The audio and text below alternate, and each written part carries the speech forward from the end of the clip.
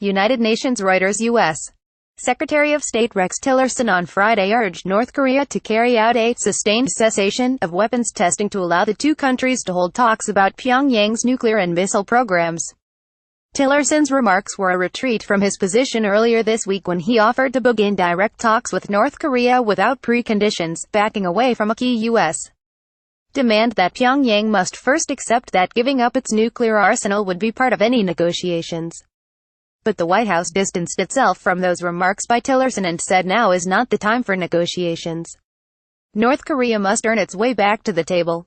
The pressure campaign must and will continue until denuclearization is achieved, Tillerson told a meeting of the United Nations Security Council on North Korea's weapons programs. He did not specify how long the lull should last. He told reporters after the meeting that the United States would not accept any preconditions for talks with North Korea. Tillerson had raised hopes this week that the United States and North Korea could negotiate to resolve their standoff when he said that the United States was ready to talk anytime North Korea would like to talk. North Korea's ambassador to the United Nations on Friday made no mention of Tillerson's call for a halt to testing when he addressed the same UN meeting. Ambassador Ja Song-nam said his country would not pose a threat to any state as long as its interests were not infringed upon.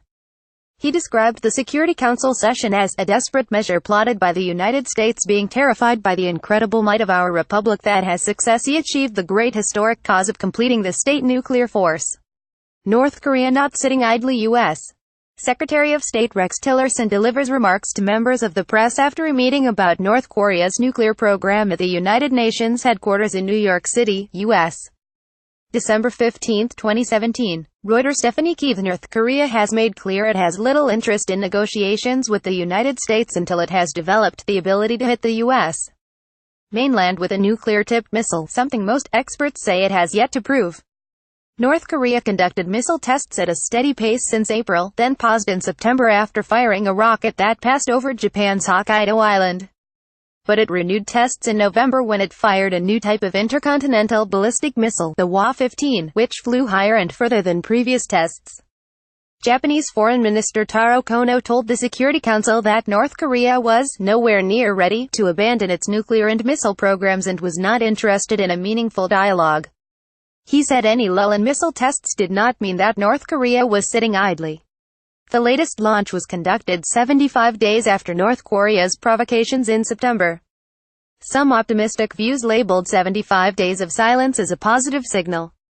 However, the missile launch in November made it clear that North Korea was continuing to relentlessly develop its nuclear and missile programs even while they were seemingly silent, Kono said. Tillerson also urged China and Russia on Friday to increase pressure on North Korea by going beyond the implementation of UN sanctions, but the two countries were wary of the idea. China's deputy UN ambassador, Wu Haitao, said all parties must implement UN sanctions, but said that unilateral sanctions undermine the unity of the Security Council and hurt the legitimate right and interests of other countries and should therefore be abandoned. Russian UN Ambassador Vasily Nebenzia said Moscow was committed to implementing UN sanctions on North Korea and echoed China's concerns about unilateral sanctions. U.S. President Donald Trump wants China, North Korea's main ally and trading partner, to impose an oil embargo on Pyongyang, over and above Beijing's adherence to UN sanctions. The Security Council has ratcheted up sanctions on North Korea over its weapons programs since 2006. UN Secretary-General Antonio Guterres told the Security Council on Friday it was time to immediately re-establish and strengthen communication channels with North Korea, including inter-Korean and military-to-military channels, to reduce the risk of a misunderstanding escalating into conflict.